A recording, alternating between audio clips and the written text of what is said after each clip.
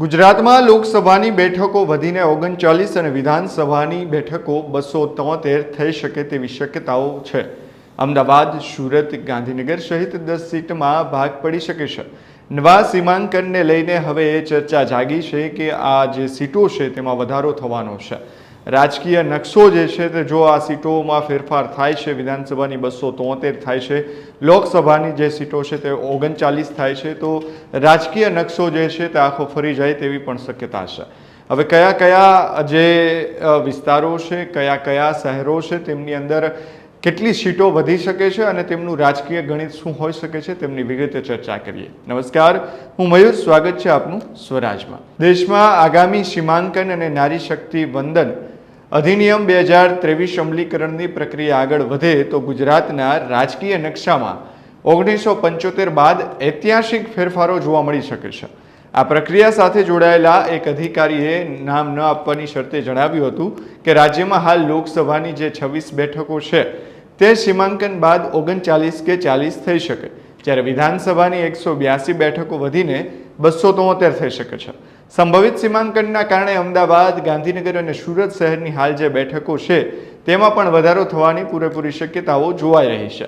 આ ઉપરાંત 10 બેઠકો એવી છે કે જેના મતદારોની સંખ્યાને જોતા જ તેના ભાગ પડી શકે છે. ગુજરાત લોકસભા, વિધાનસભા બેઠકોના આગામી સમયના થનારા સંભવિત સીમાંકનને લઈ હાલ રાજ્ય ચૂંટણી પંચ અને વિવિધ જિલ્લા કલેક્ટર કચેરીમાં ધમધમાટ શરૂ થઈ ચૂક્યો છે. લોકસભાની વર્તમાન બેઠકોમાંથી અનેક બેઠકો મતદારોની સંખ્યા 20 લાખથી વધુ છે. 2024ની લોકસભા ચૂંટણી દરમિયાન ગુજરાતમાં કુલ 4.99 કરોડથી વધુ નોંધાયેલા મતદારો હતા. રાજ્યની 26 લોકસભા બેઠકોમાં સરેરાશ 19 લાખ જેટલા મતદારો આવે છે, પરંતુ અનેક બેઠકોમાં આ સંખ્યા 20 લાખને પાર પહોંચી ગઈ છે, જેના કારણે આગામી પરિસીમનમાં મત વિસ્તારોનું પુનઃગઠન લગભગ અનિવાર્ય માનવામાં આવી રહ્યું છે. જ્યારે સુરેન્દ્રનગર, પાટણ, ખેડા, સાબરકાંઠા અને બનાસકાંઠા જેવી બેઠકોમાં પણ 19 થી 20 લાખ વચ્ચે મતદારો છે.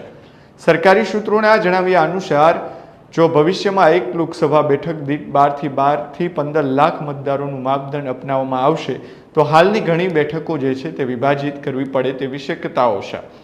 અમદાવાદ, સુરત, ગાંધીનગરના સૌથી મોટા ફેરફારની શક્યતા. અમદાવાદમાં હાલની વાત કરીએ તો પૂર્વ અને પશ્ચિમ એમ 2 લોકસભા બેઠકો છે. બંનેમાં મળીને 37 લાખથી વધુ મતદારો હોવાથી અમદાવાદને ત્રીજી લોકસભા બેઠક મળવાની શક્યતા સૌથી વધુ છે. ગાંધીનગર બેઠકમાં પણ 21 લાખથી વધુ મતદારો હોવાથી કલોલ, દહેગામ અને ગાંધીનગર વિસ્તારને આધારે નવી બેઠકનું સર્જન થઈ શકે છે. સુરત, નવસારી અને વલસાડ વિસ્તારમાં છેલ્લા 2 દાયકામાં થયેલી વસ્તી વૃદ્ધિને કારણે દક્ષિણ ગુજરાતમાં પણ 1 થી 2 નવી બેઠકો ઉમેરવાની શક્યતા વ્યક્ત કરવામાં આવી રહી છે. ઉત્તર ગુજરાત અને આદિવાસી પટ્ટો જે છે તેમાં પણ આ બાબતે વાત કરીએ તો મોટો ફાયદો પણ થઈ શકે છે.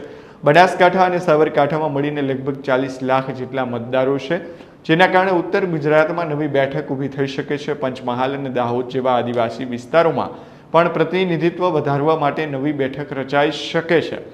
હવે વાત કરવી છે રાજકોટની, તો રાજકોટમાં 21 લાખથી વધુ મતદારો હોવાથી શહેર અને ગ્રામ્ય વિસ્તારને અલગ અલગ કરી નવી બેઠક બનાવવાની ચર્ચા ચાલી રહી છે. વિધાનસભામાં 91 બેઠકોનો વધારો થઈ શકે તેમ છે કે કેમ? કારણ કે જાણકારોના મતે નવા પરિસીમન બાદ વિધાનસભાની બેઠકો 182થી વધીને 273 થઈ શકે છે, એટલે કે લગભગ 91 નવી બેઠકો છે તેનો ઉમેરો થઈ શકે છે. સંભવિત ગણતરી મુજબ અમદાવાદ જિલ્લામાં હાલની 21 બેઠકો વધીને 29 સુધી પહોંચી શકે છે. સુરતમાં 16થી વધીને 18, વડોદરામાં 10, બનાસકાંઠા અને રાજકોટમાં 8, મહેસાણા, આણંદ અને ભાવનગરમાં 7 બેઠકો થવાની શક્યતા છે.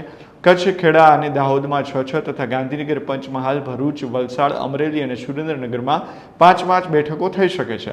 હવે મહિલા અનામતથી જે ચૂંટણીનું આખું ગણિત જે છે તે કઈ રીતે બદલાવાનું છે તેમની વાત કરીએ. સપ્ટેમ્બર 2023માં સાંસદમાં નારી શક્તિ વંદન અધિનિયમ પસાર કર્યો હતો. આ કાયદા હેઠળ લોકસભા અને વિધાનસભાની 33% બેઠકો મહિલાઓ માટે અનામત રાખવાની જોગવાઈ છે. જોકે તેનો અમલ આગામી પરિસીમન બાદ જ થવાનો છે. રાજકીય પક્ષો માટે નવી પડકારજનક સ્થિતિ કઈ હોઈ શકે? નવા પરિસીમન બાદ માત્ર બેઠકોની સંખ્યા જ વધવાની નથી, પરંતુ અનેક મત વિસ્તારોની સીમાઓ બદલાવાની છે. કેટલીક જૂની બેઠકોનું અસ્તિત્વ સમાપ્ત થશે તો નવી બેઠકો પણ ઊભી થશે. તેના કારણે દાયકાઓથી ચાલતા રાજકીય, સામાજિક અને જ્ઞાતિ આધારિત સમીકરણોમાં મોટા ફેરફાર આવી શકે છે. કારણ કે રાજકીય વિશ્લેષકો છે તેમનું પણ માનવું છે કે આગામી પરિસીમન અને મહિલા અનામત કાયદાનો અમલ ગુજરાતના રાજકીય ઇતિહાસમાં 1975 પછીનો સૌથી મોટો વળાંક સાબિત થઈ શકે છે. જોકે બેઠકોની અંતિમ સંખ્યા અને નવા મત વિસ્તારો અંગેના નિર્ણય વસ્તી ગણતરી પરિસીમન આયોગની ભલામણો અને સંસદની મંજૂરી બાદ જ સ્પષ્ટ થશે.